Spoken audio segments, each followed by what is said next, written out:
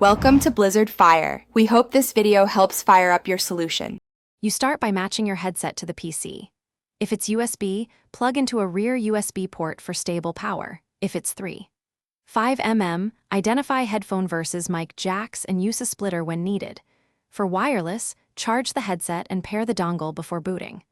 Once done, keep adapters handy. USB sound cards or Bluetooth dongles resolve incompatible ports quickly. This early hardware check saves time and avoids repeated unplugging while you configure software next.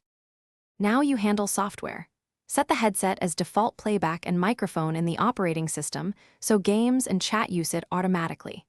Install or update drivers and the vendor app to access EQ, surround virtualization, and mic processing. These change audio clarity and positional cues. Make sure sample rate is 48,000 Hz for gaming and adjust mic gain until voice meters hit moderate levels.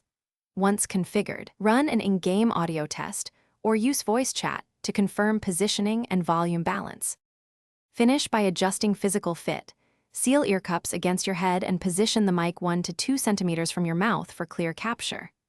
Then run a quick in-game positional sound test and join a voice call to verify audio levels and mic clarity.